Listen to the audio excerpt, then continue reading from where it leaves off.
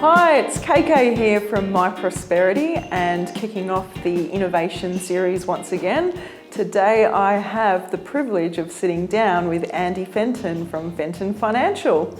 Now, I know this year has been a little bit challenging for various people in the financial advice industry, and I just wanted to hear it from your perspective. What has your experience been? I think that there's a lot that's been talked about in the press. There's obviously been, the Royal Banking Inquiry. There's been a lot of political movement and a lot of political swaying toing and froing. But I guess from a business perspective, it's something that we're aware of, but we choose not to take a huge amount of notice of.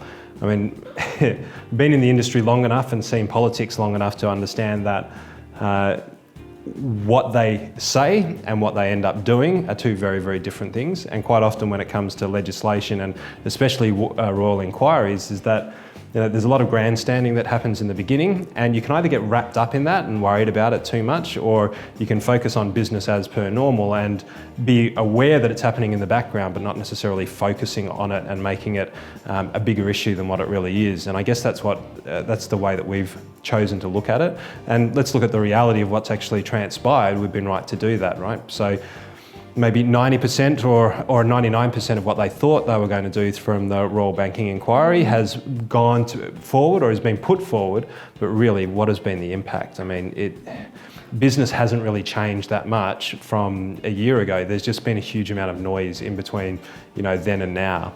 We run through strategic planning 4 times a year just to start to focus on what some of the bigger trends are. So rather than focusing on the issues that are actually brought up in the media and highlighting that, we're really asking the questions, well, if this were to be true and if all of these regulations were to be put in place, what would we do as a business to be able to improve our service offering, improve the way that they operate, improve the value proposition to our clients, and improve the levels of service?